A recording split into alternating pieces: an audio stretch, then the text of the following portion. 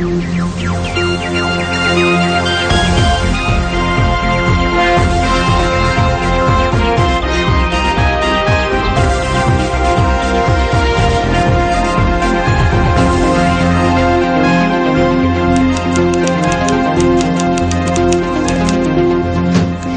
there, very good evening to you and welcome to Primetime News, coming to you live and direct from the Newsfirst newsroom here in Colombo. I'm Stephanie Lazarus. And I'm Sandra Ferdinando, and here are your headlines. Drug smuggler arrested in Vattala, 3 kilograms of heroin seized. Former Minister Basil Rajapaksa released on strict bail conditions. Air Marshal Gagan Bulat Singhal appointed to Air Force Commander. Minor parties agree to abolish the preferential voting system.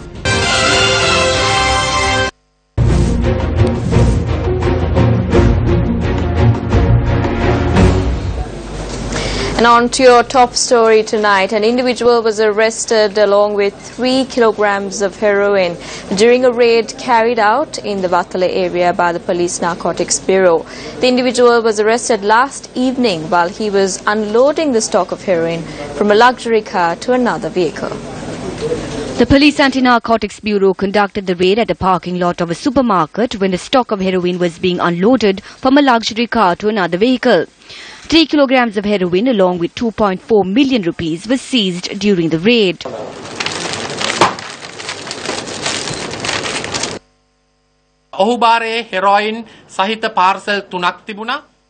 He had 3 parcels of heroin in his possession. While these parcels contained around 3 kilograms of heroin, it was valued at an estimated 3 million rupees. Moreover, cash sum of 2.43 million rupees was also found.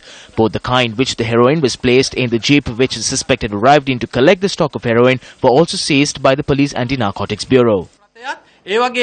heroin තිබුණු car රථයත් jeep රථය සහ car රථය දෙකම මත්ද්‍රව්‍ය කාර්යාංශයේ නිලධාරීන්ගේ බාරයට ගත්තා. The suspect who was arrested has been identified as Kumarasamy Prashant, who is a resident of Vattala. On an earlier occasion, the suspect was arrested on the 19th of August 2012 and was later released on bail for the alleged murder of his father, mother and sister in a house located down Ramakrishna Road in Vallavatta. According to the police, a renowned drug peddler under the name Kudulalita had assisted Kumarasamy Prashant to obtain bail. On 6th of September 2015, Kudulalita was killed in a police shootout in Aturugiriya. The Police Anti-Narcotics Bureau said that since then, Kumarasamy Prashant had taken over the drug smuggling racket. After carrying out extensive investigations, the Police Anti-Narcotics Bureau was able to arrest Kumarasamy Prashant during a special raid carried out yesterday. According to the police, several investigations are underway to apprehend more suspects in the drug smuggling racket in the Vattala area.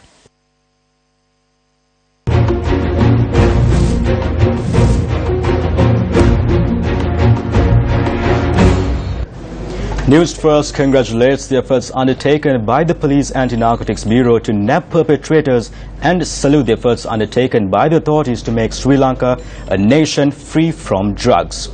Meanwhile, Venerable Athurili Ratanathero too expressed his views regarding the raid. Today, a stock of 3 kilograms of heroin was seized in Vattala. We need to thank the relevant officials who undertook this special operation, which expanded locally and internationally under the stewardship of the President to create a country free of drugs.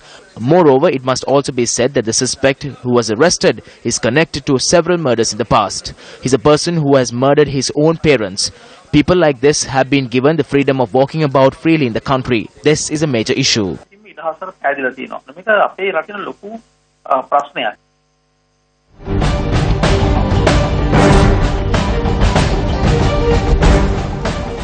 President Maithripala Sirisena handed over letters of appointment to the new Chief of Defence Staff, new Air Force Commander and Vice Chancellor of the Ocean University today.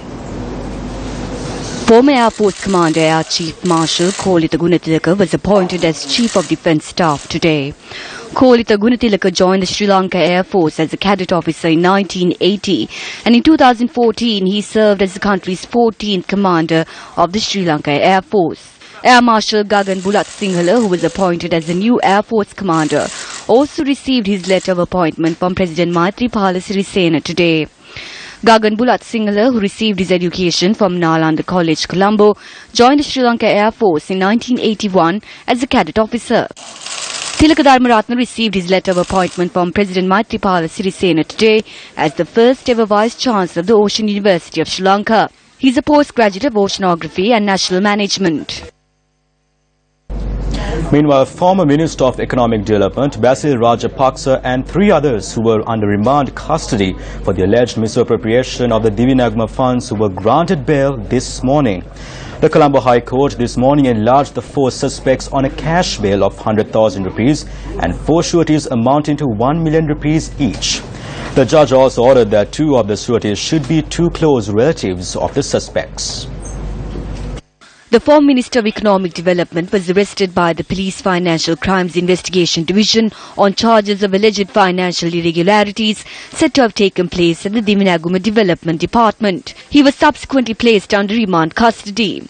After taking into consideration the bail application filed by former Minister Basil Rajapaksa, Colombo High Court Judge Kusala Sarojini Veerawardena ordered that he be released on strict bail conditions. According to the court order, the MP's passport was also impounded. Meanwhile, the court ordered that the 3 other officials, including the former Secretary of the Ministry of Economic Development, Dr. Nihal Jayatilaka, be released on the same bail conditions. The Colombo High Court also ordered that the suspects appear before the Cinnamon Gardens Police on the last Friday of every month.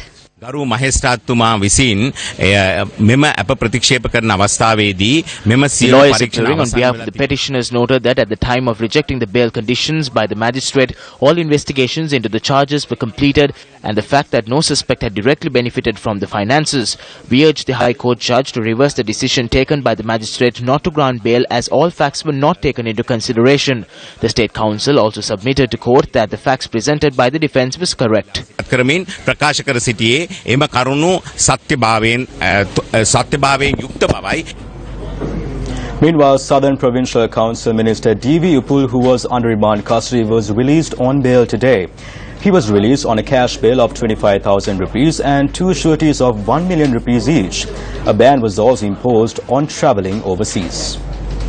The provincial minister was held under remand custody over a statement he had allegedly made on the Police Financial Crimes Investigation Division. When the suspect was produced before Colombo Chief Magistrate Giham Pilapitiya, the Crimes Investigations Division had submitted to court that the provincial minister was using 2 national identity cards. The CID officer in court noted that investigations are underway on the matter. The magistrates ordered Southern Provincial Minister D.V. Upul to appear in court on the 23rd of July. A body of a 16-year-old boy was discovered in a teak forest in the Colombo area in Miriswalpana, Udawalawa early this morning. The student had reportedly left his house for a tuition class last evening. The body of the victim, which had laceration marks, was identified as 16-year-old Hasitha Niranjana, a grade 11 student of Colombo R. Mahavidyalaya. The father of Hasitha, the only brother of 2 sisters, filed a police complaint as he did not return home last night.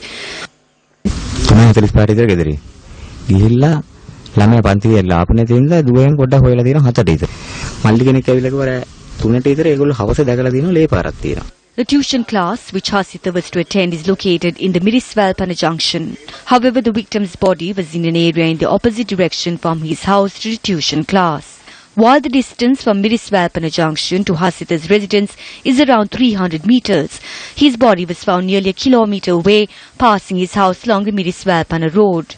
Our correspondent said that blood stains were found around 500 meters into a by-road which is on the left side of the main road. Our correspondent added that the traces of blood stretched on for about 30 meters on the road. The body was discovered on the left side of this by-road in a teak forest where the trail of blood ended. Our correspondent noted that traces of blood were found once again around 100 meters away from where the body was found with a foul cover. While investigations were launched with the use of the police K9 unit, a post-mortem examination is scheduled to take place.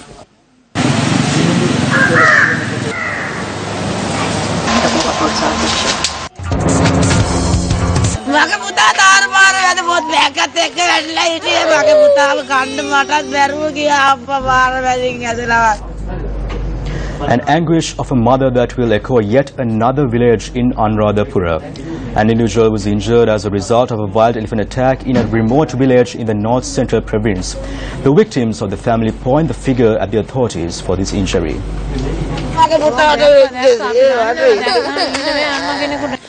12-year-old Isuru Sampath from Shravastipura Morogoda, Anuradhapura was waiting for the bus to go to school, but instead he was approached by a wild elephant. Isuru Sampath was attacked by the wild animal right before his mother's eyes.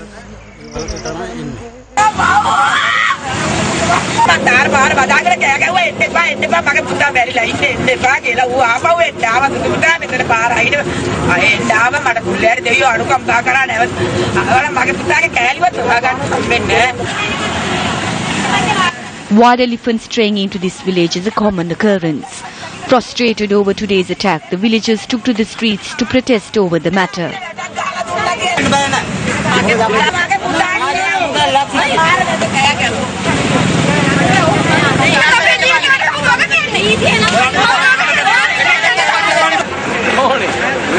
Efforts made by senior police officers in Anuradhapura who arrived at the location to solve the matter proved unsuccessful.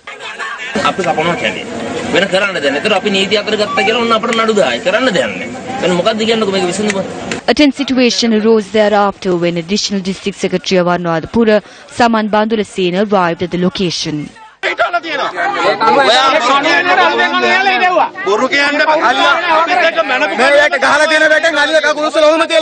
Electric fences that were erected to prevent wild elephants from straying into human territory have proved futile. Even though it had not occurred to humans to cut down the trees in and around these electric fences, it has most certainly occurred to the wild elephants that these fences can be broken by merely pushing down the trees and make havoc in villages. It had to take an attack on an innocent schoolboy and be hospitalized for the authorities to take measures to cut down the trees. Meanwhile, parliamentarian Dulip Vijaysekara disrupted proceedings to declare open an IT lab of the Al Mubarak National School in Malvana today. The MP's acts resulted in the eruption of a tense situation. MP Dulip Vijaysekara and a group that arrived with the MP attempted to erect a banner with the image of former President Mahinda Rajapaksa at the location.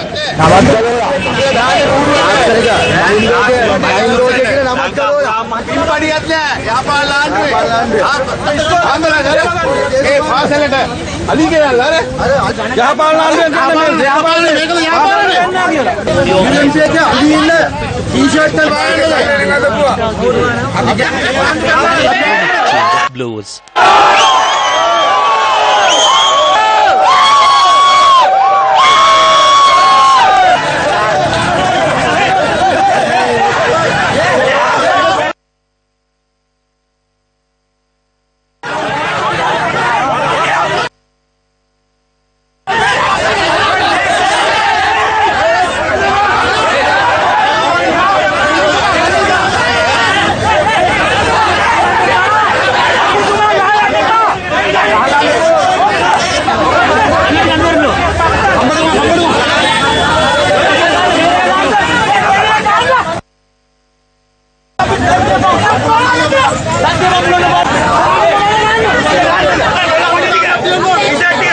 We have no issue here. We will not enter from this point. We do not need to put up our names anywhere. We have always engaged in clean politics. The public knows about this, who did this and how this was brought here. After the crowd dispersed from the area, State Ministers Ruwan Wijewardena and V. Radhakrishnan and Minister John Amarathunga, who were invited for the ceremony, arrived for the official opening of the IT lab.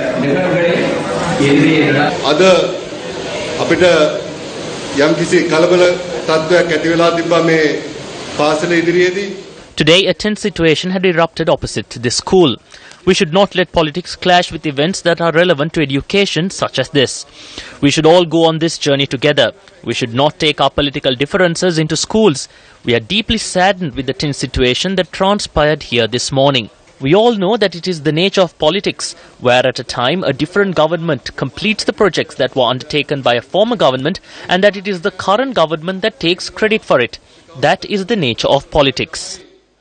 අපි රජයක් හැටියට වැඩක් ආරම්භ කරනකොට පංකක් වෙලාට ඒක පංගක් කළාට ඒ රාජ්‍ය නෙමෙයි වෙනත් රාජ්‍යයක් ඇවිල්ලා තමයි මේ වැඩේ අවසන් කරන්නේ.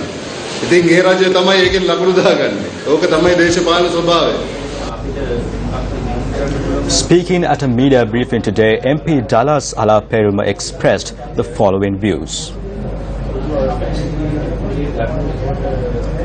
කිසි ලෙසක ශ්‍රී ලංකා නිදහස් ඇතුලේ විභේදනයක් කිරීම සඳහා මේ සහෝදර නායකයන්ට කිසිදු උවමනාවක් නැති බව අපි වගකීමෙන් කිව්වා. ශ්‍රී ලංකා නිදහස් පක්ෂය We can state with responsibility that none of our current members have an ulterior motive to divide the Sri Lanka Freedom Party.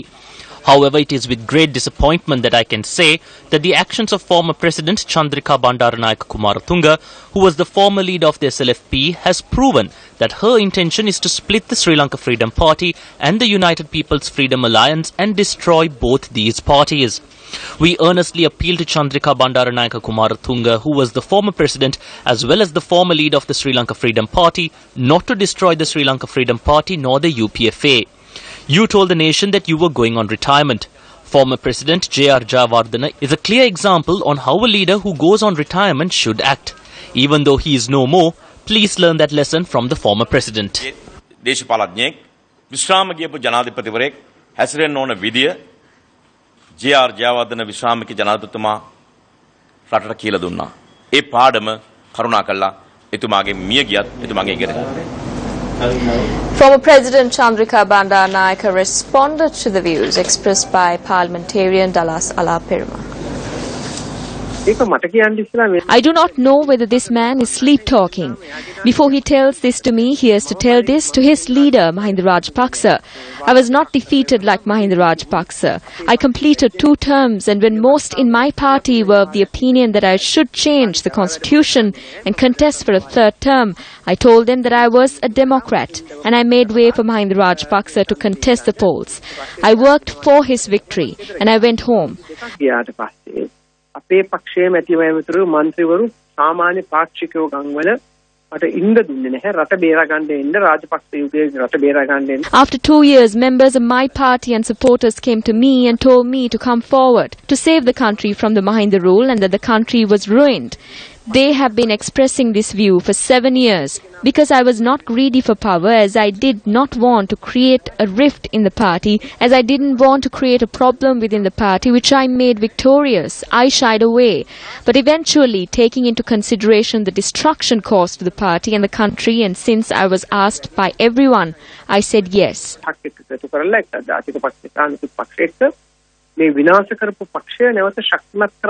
Through our efforts, the SLFP and 11 other parties came together with the UNP and created a situation where this party could be made strong once again. Who is engaged in a tug of war trying to portray Mahinda as a hero? There's a clear leader of the party, and that is Maithripala Sirisena. The Politburo is the esteemed body of the party, and a majority of them is on our side.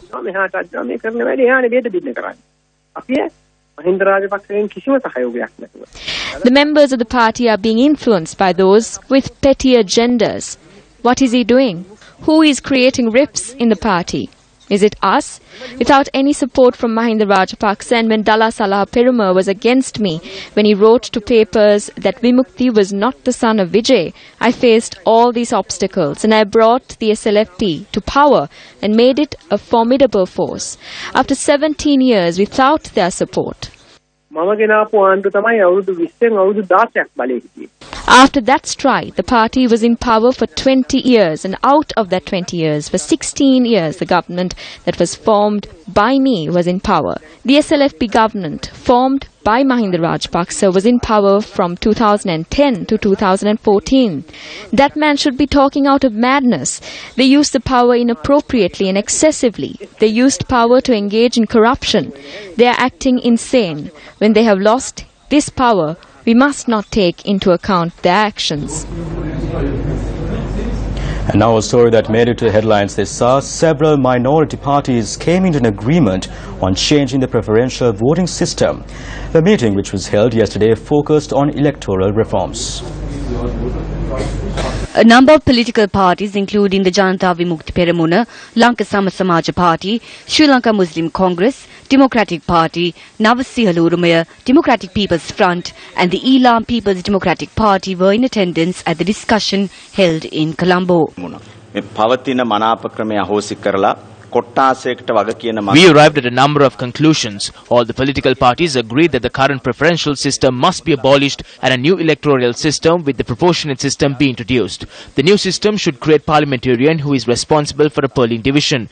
We also discussed on how to safeguard the rights of the voters and the way in which we could introduce a dual ballot paper at the election. ඡන්ද අයිතිවාසිකම් ආරක්ෂා වීම අනිවාර්යයෙන්ම සිදුවිය යුත්තක් ලෙසත් අපි සාකච්ඡා කරා. සුළු පක්ෂත් කුඩා පක්ෂත් The minor parties and the minority parties came into an agreement that dual ballot papers must be introduced. The issue regarding the number of seats has not been spoken of yet. We are of the opinion that no community should be treated unfairly or inconvenienced.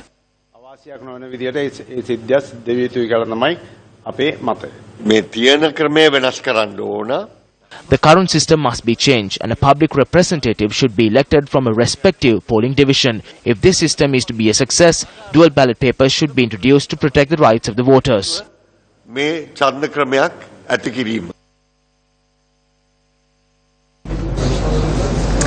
The Supreme Court dismissed the fundamental rights petition filed seeking an order to restore the parliamentary seat of the leader of the Democratic Party, Field Marshal Sarath Fonseca. Therefore, a petition filed by Sarath Fonseca's secretary, Senika Haripitiya de Silva, was taken up for consideration today by a bench of comprising of Chief Justice K. Sribavan, Justice Rohini Marasinghe and Justice Eva Vanasundara. Presenting facts, the petitioner, Senika Haripitiya de Silva, stated that 98,000 Sri Lankans had voted for Field Marshal Sarath Fonseca at the last general election and secured him a seat for the Colombo district. The petition also stated that the case filed by the previous government had resulted in Fonseca losing his seat in Parliament, and Janta Katagoda, who received only 20,000 votes, was appointed to fill the seat that fell vacant following the incarceration of Field Marshal Fonseca. However, the Supreme Court decided not to examine the petition. Meanwhile, Minister Piyasena Gamage says that those who were appointed as senior ministers were deprived of the opportunity to serve the public over the recent past. The minister made the following remarks while addressing the occasion of the Tilanga Sumathipala assuming duties as the Deputy Minister of Skills Development and Vocational Training. Deputy Minister Tilanga Sumathipala assumed duties following religious observances this morning.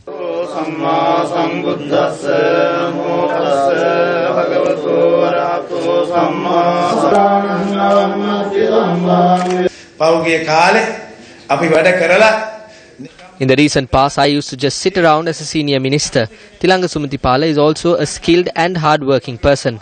However, his skills and hard work were not taken into consideration. He was not valued. But our President has now appointed Tilanga to our ministry, and I believe that he be a great source of strength to all of us.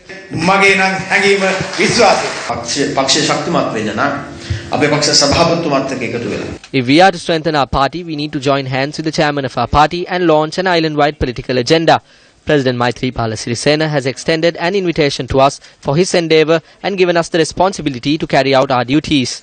So I believe that this is the result of the choice the voters have made and that my appointment is a test to this result. So I believe that this appointment belongs to all of you.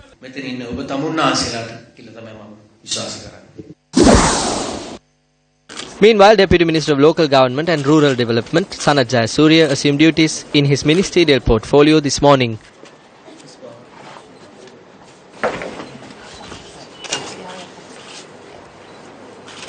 Minister Janaka Bandara Tennakon is the minister of this ministry. I say with utmost faith that all of us in this ministry will work towards the betterment of the country. The Kites Magistrate Court ordered that the suspects of the recent gang rape and murder of Sivaloganathan Vidya and Punkurathiva Jaffna be interrogated under detention orders. Court ordered that the 9 suspects be handed over to the Criminal Investigations Department until the 13th of next month. Court also ordered that the suspects be subjected to DNA tests.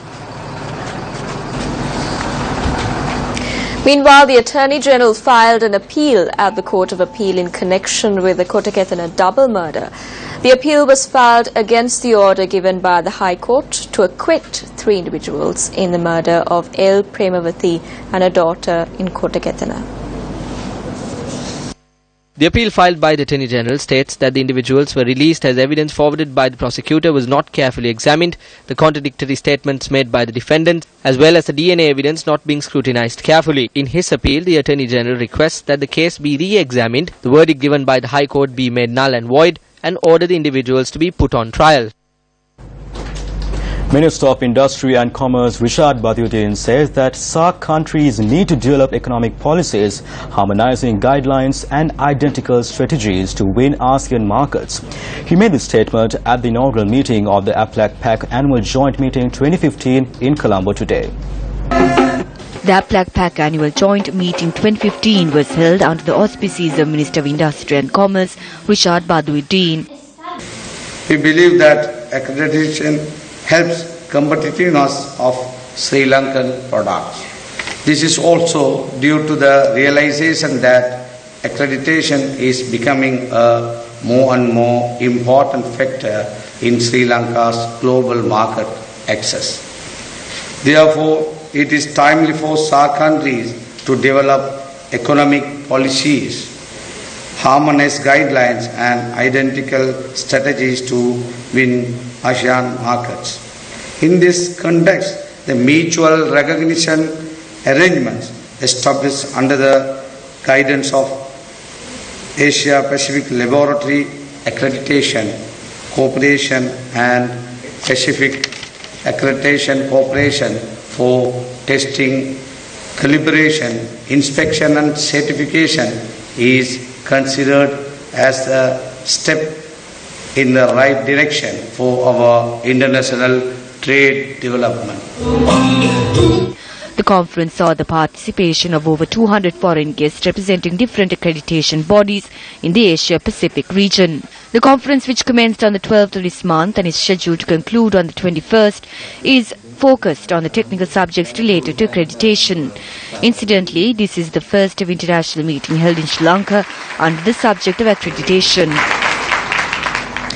In the global village that we live in today, people move across borders like never before in search for a better life for them and their family. But the fears and prejudices run deep, and immigration regulations are the first roadblock that a would-be migrant may face. There are reasons for countries to protect themselves for a migration influx, and these reasons are ongoing debates world over. However, these debates function on misconceptions, as the Red Cross has shown in a recent study in Australia. Using a sample size of 1,000 Australians above the age of 18, questions regarding immigration issues were posed. 65% of Australians mistakenly believe there is a legitimate queue for people seeking asylum. In reality, the refugee system works on a need basis, with less than 1% of refugees worldwide being granted asylum in any given year. 69% of Australians wrongly believe it is a crime under their country's law to seek protection without a valid visa.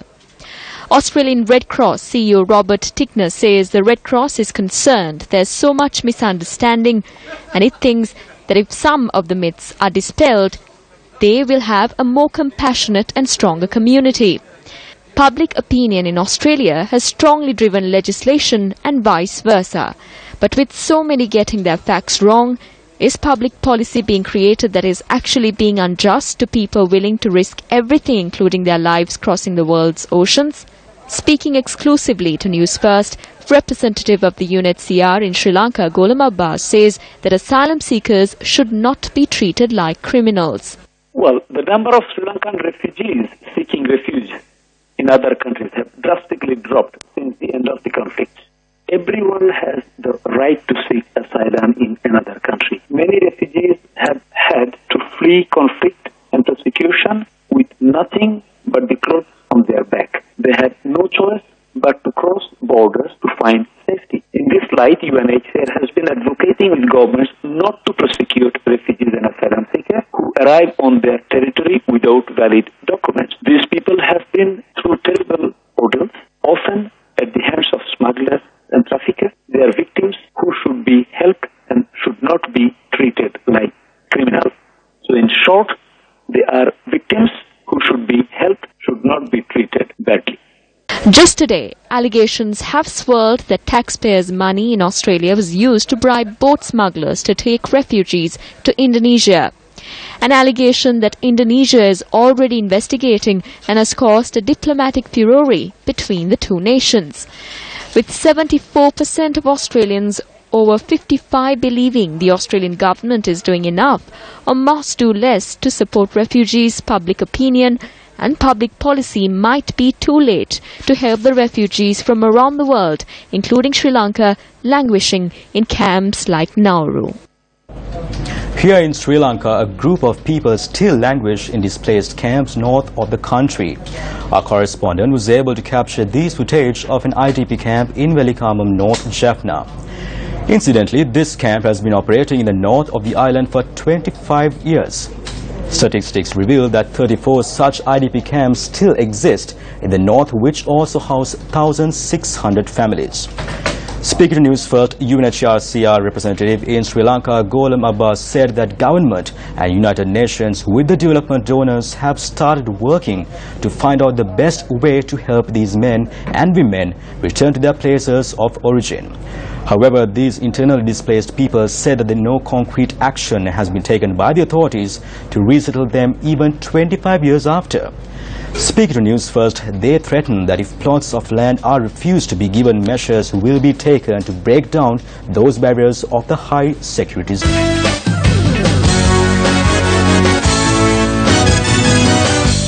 And starting off sports news tonight, after a 3-month drought of Test cricket for Sri Lanka, the Lankans will take on Pakistan on Wednesday in the first Test.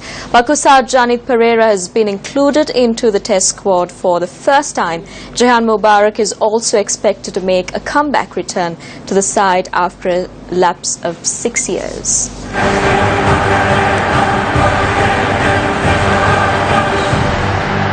Chairman of the SLC Selection Committee, Kapil Vijay Gunawardhan, expressed the following views on Pakistan's tour of Sri Lanka. The team's requirement is primary when it comes to decisions of the selection committee. Performances during domestic games also has to be considered, because that is where the young players can show their talent. Not only that, some could say that everyone hasn't received the opportunity to play at the higher level, but that opportunity is granted based on the need of the team. That's when another player can be substituted. Speaking further, Kapil Vijay Gunawardhan said that the 2018 World Cup and next year's T20 World Cup is the team's main concern.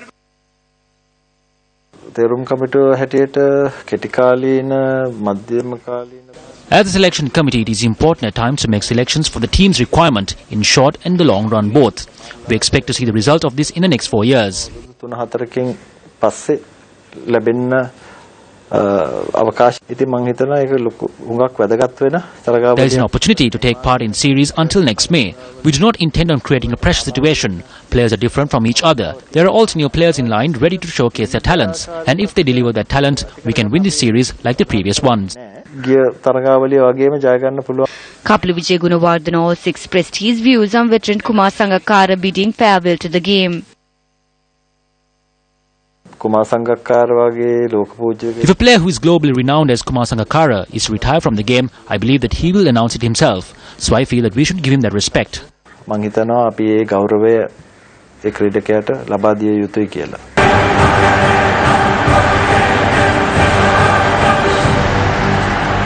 Well, that's a wrap of Primetime News at 9. You can simply log on to our website www.newsfirst.lk because we are just a click away.